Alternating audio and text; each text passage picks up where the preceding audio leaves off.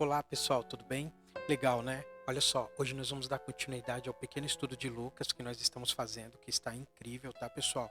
Nós já gravamos 5 episódios e agora nós estamos caminhando para o sexto, que está sensacional. Se você não ouviu nenhum dos 5 primeiros, dê o play aqui no canal, escuta, depois você volta correndo para ouvir o sexto, que está magnífico, tá bom pessoal? E olha só, como é que Lucas começa descrevendo a morte e ressurreição? Só ressuscita quem morre. Lucas conta como foi a morte, o enterro e a ressurreição de Jesus. Mas ele conta os fatos de tal maneira que a gente consiga perceber a semente de esperança e de vida nova que pode nascer da crise, da dor e da morte. Na hora em que a luz bate nos olhos, tudo escurece. Na hora do parto, as dores se anunciam. Na hora da crise, o futuro se abre. Na hora da morte, a vida renasce. Os inimigos conseguiram realizar o seu projeto. Mataram Jesus. Venceram. Usando o poder da força bruta, venceram, mas não convenceram.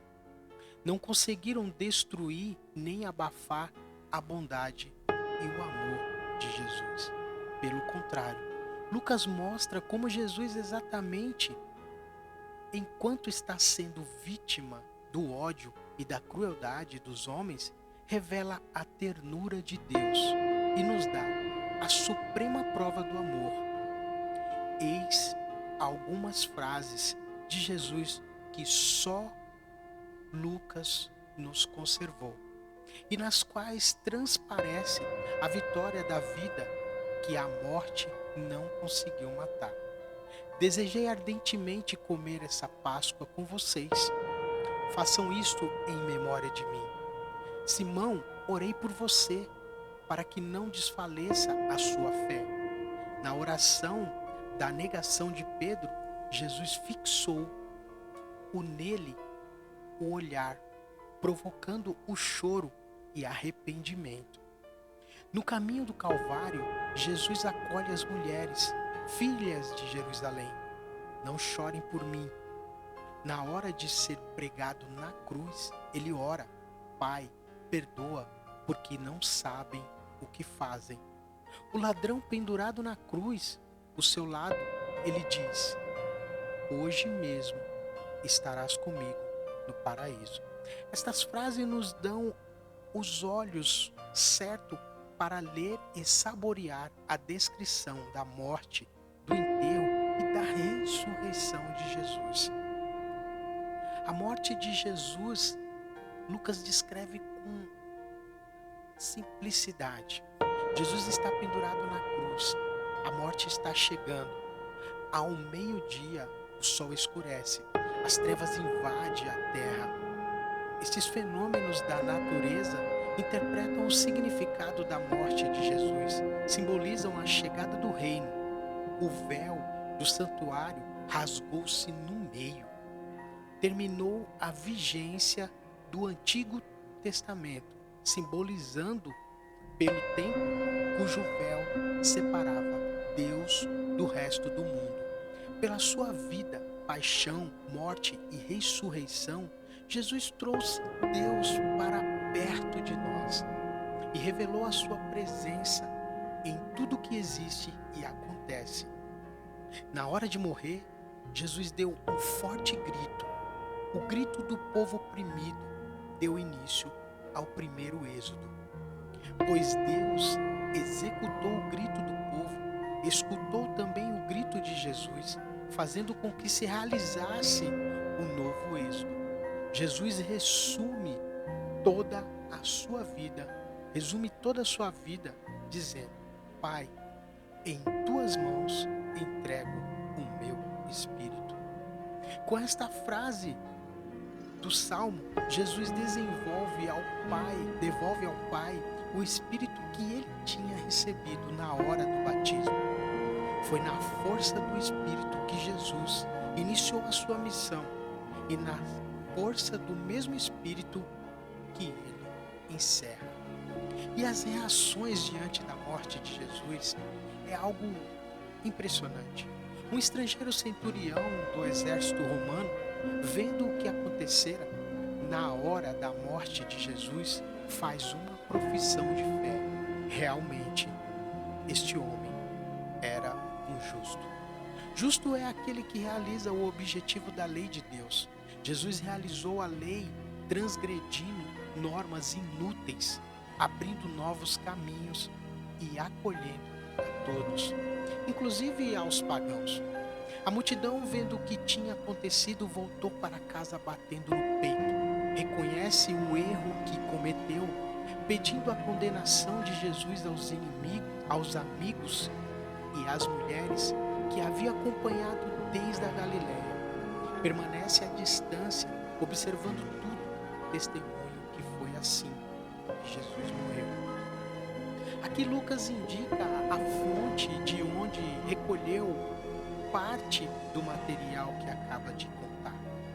O enterro de Jesus, José de Arimateia, membro do Sinédrio, que não concordara com a condenação de Jesus, cuidou do enterro. Jesus foi enterrado num sepulcro novo, talhado na rocha. Realiza-se assim uma outra profecia de Isaías sobre o servo que dizia: seu túmulo está com os ricos. Lucas insiste em dizer: era o dia da preparação. O sábado estava quase começando. O sábado é o 7º dia. Estava terminando o 6º dia da nova criação. Jesus descansou no 7º dia. E as mulheres testemunhas do enterro de Jesus. As mulheres testemunham também o lugar onde foi colocado o corpo de Jesus. Havia ali muitos sepulcros, alguns fechados, outros abertos.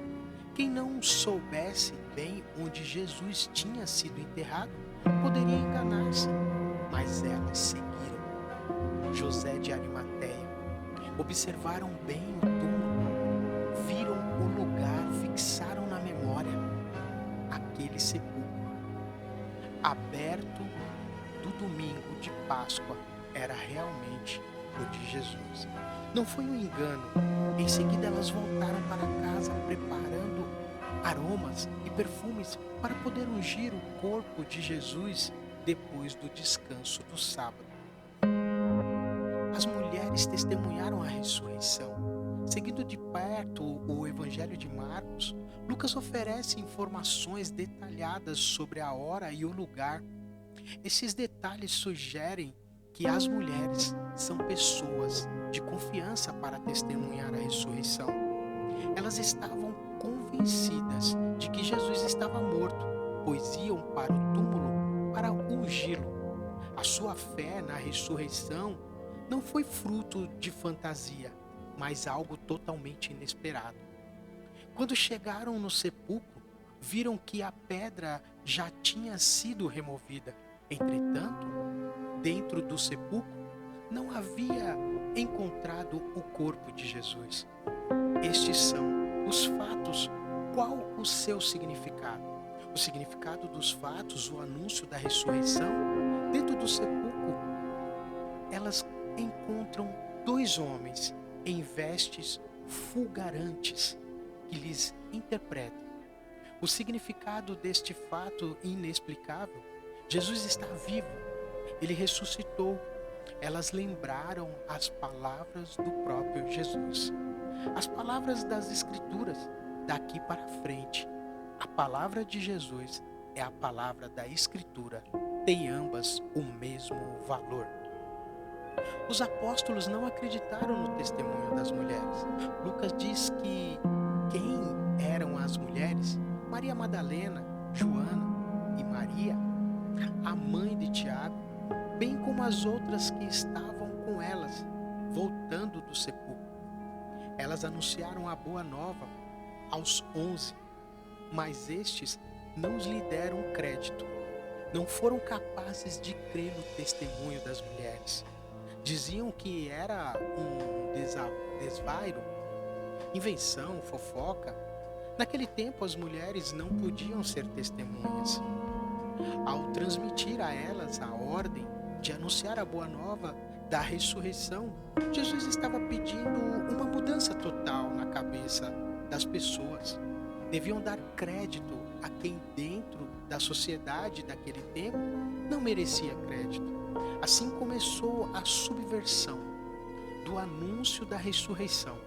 Lucas termina dizendo que Pedro foi ao túmulo, encontrou o vazio e voltou para casa, mas não chegou a crer, ficou apenas surpreso.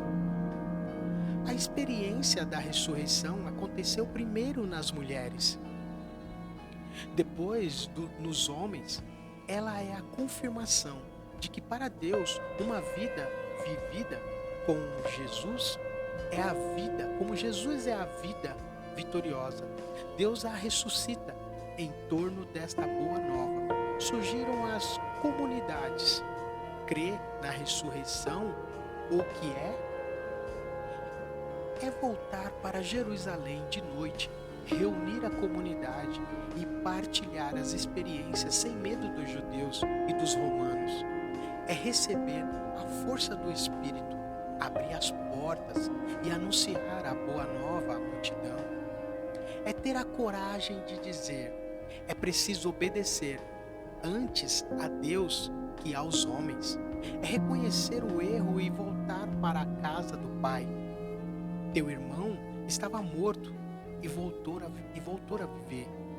É sentir a mão de Jesus ressuscitando, que às horas difíceis nos diz: não tenha medo, eu sou o primeiro e o último.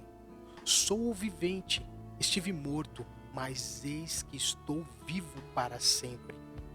Tenho as chaves da morte e da morada dos mortos.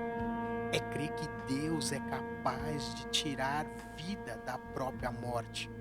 É crer que o mesmo poder usado por Deus para tirar Jesus da morte opera também em nós. É nas nossas comunidades, através da fé. Até hoje, a ressurreição acontece. Ela nos faz experimentar a presença libertadora de Jesus nas comunidades, na vida de cada dia, e nos leva a cantar. Quem nos separa, quem vai nos separar do amor de Cristo? Quem nos separa? Se Ele é por nós, quem será contra nós? Nada, ninguém, autoridade nenhuma é capaz de neutralizar o impulso criador da ressurreição de Jesus. A experiência da ressurreição ilumina a cruz e a transforma em sinal de vida. Abre os olhos para entender o significado da Sagrada Escritura e ajudar a entender as palavras e gestos do próprio Jesus. Uma comunidade que quiser ser testemunho fiel da boa nova da ressurreição deve ser sinal de vida. Lutar pela vida contra as forças da morte, sobretudo aqui na América Latina, onde a vida do povo corre perigo por causa do sistema de morte que nos foi impostos. Esse é o capítulo 6 que nós temos aqui de Lucas, que é incrível. Mas antes de terminar, vou pedir para vocês que deixem seu like, se inscreva no canal e aperta no sininho para receber todas as novidades. Deixe sua sugestão, deixe seu comentário e aproveite esse capítulo, que é incrível para nós refletirmos sobre a palavra do Senhor e esse evangelho de Lucas, que é incrível. Tá bom, pessoal? Até a próxima e fica com Deus.